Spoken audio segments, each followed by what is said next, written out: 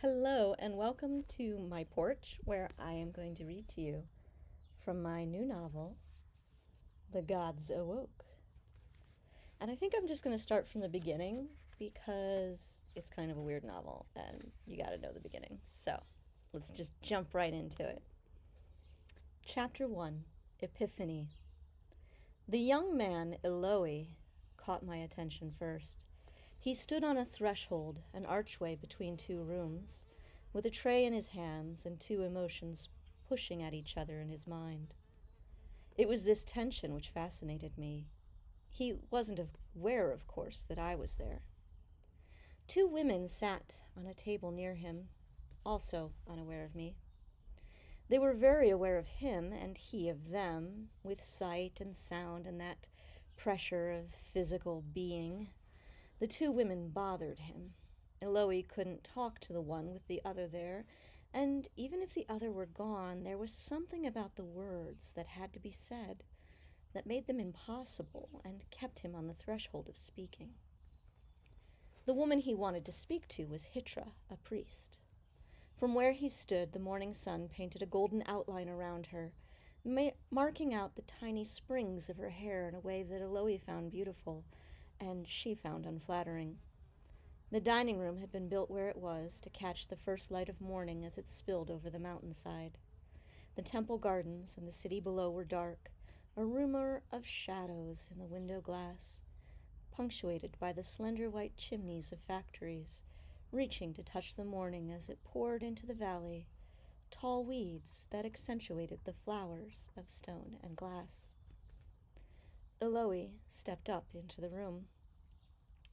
Hitra studiously avoided looking at him. She had words of her own she wanted to say, but was wedded to not saying them. Although he was indentured to her and a fair number of years her junior, Hitra could never quite command Eloi. She sweated in her robe. The calendar dictated autumn dress, but it was not autumn yet. She stretched her toes as far as she dared in the unseen space under the table, not wanting to brush Matey's bony shins and expose herself as less than priestly and less than comfortable. The conversation wavered between Hitra and Matey, her guest. It was a forcibly amicable discourse between acquaintances that called themselves friends because it was convenient to both to do so. Hitra liked Matey for her habit of donating large sums of money to the church, and Matey was fond of Hitra for her very good taste in donors, and for the legitimizing sound of the words, "My friend, a priest of Temple Mount." Eloi leaned between them, extended one arm to set his tray down. "There's more bread, ladies, and jam." "What you've brought will be fine," Hitra said, not quite looking at him. "Her ladyship would like more tea, I think, but that will be all." He decided then to abandon what he should do and what he could do or ought to do and disrupt things for the sheer chaos of it. "Talking about men?" I fell in love with him then. Matey's eyebrows raised practically above her hairline. She set her teacup down harder than necessary, and even in exaggerated shock there was a certain blankness to her primness, as though she didn't quite understand what was going on, but had only picked up the clue that she ought to be insulted, as though a prompter had whispered it to her. There was a connection, a stirring of the hearing centers of the brain, between Hitra and Matey. Instinctively, and with more physical effort than was actually necessary, Matey made words in Hitra's mind. It wasn't as simple as all that, but I don't know if you can appreciate it from my point of view. Their minds were mostly opaque to each other, though I could see them both so easily. But for them, there were these pinholes through which they squeezed a narrow wavelength of energy, guided by a metaphor they were taught as children of making connections like pipes that carried water through the city. But I'm holding up the story. Matey's words were heard only by Hitra and by me. "Is this how your boy talks to guests?" Hitra's smile tightened at the corners. Eloi looked from one woman to the other, guessing the gist, if not the precise content of their secret words. He raised the empty tray over his head like a torch and triumphantly retreated down the 3 wide steps to the main area of Hytra's chambers. To his mistress, silently, he sent the words, "The best part is she proved me right and doesn't even know it." Hytra's response was automatic. These were words she had sent many times before, sitting ready in the corner of her mind like a stencil. Why must you bait her like that? Because she makes it so easy. These words, too, were customary, and the connection between them was strong and easy, and utterly undetected by Matey. "Just put on the tea, Eloy, please." Hytra pretended to be intensely interested in the selection of sliced breads. "He really is quite a good assistant. I'd be lost. You should get rid of him. You're too young, and more importantly, he is too young. It looks questionable. Young single women should only have older male servants. Or women servants, but I'd never tell anyone how to live their life." Matey puckered her lips over her tea, and after a second's refreshment continued talking in the same tone. "The ritual celebrant has committed a crime against sense and decency." Eloy supplied his own interpretation from the next room. "Someone trampled a gillyflower on Fleet Street." Hytra felt a conventional whiplash and took a moment to realize the subject of discussion had altered.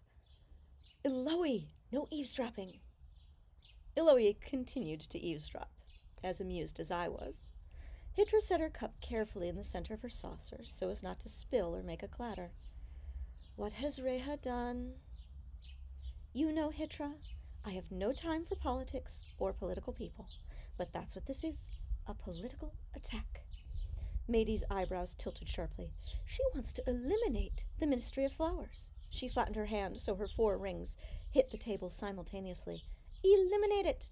Completely. Reha says it's unnecessary. Unnecessary. That's what she said, to my face. And now, in the harvest season, when we have so many bulbs and bushes to prepare for winter." Hytra kept her face studiously concerned, though a need to smile tightened the back of her throat. "I'll talk to her. There's always been a Ministry of Flowers, and the pilgrims and tourists expect the temple district to be arrayed appropriately." "It's not just that, Hytra. As a priestess of the earth, you must agree we have a responsibility to these small lives. We can't just abandon them to the ice and ice?" Hytra wondered what the real story was. "The ritual celebrant was probably just trying to antagonize you. Your ministry isn't even under her regulation."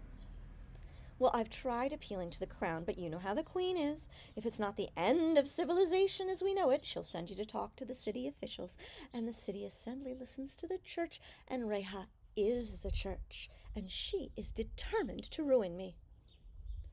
"Why would Reha want to ruin you, Matey? Honestly." In this case, I could see from Matey's mind that ruin involved not allowing her volunteer committee to levy fines. Matey did not offer up this explanation, suspecting it would not be appreciated as the attack it was. "I have no idea. What have I ever done to her? It's politics, Hytra. Politics and political people are ruining the temple and this city." Hytra looked out the window over the shadowed lawn of the temple's residence complex, the high, expansive view she'd worked so hard to earn. The sun was over the mountain at last, and the city storefronts were painted with pink light. Hytra could feel like she was watching over all of the district, all the way down to the tiny pinpricks of movement on the docks, a sail barge skimming like a splinter toward port.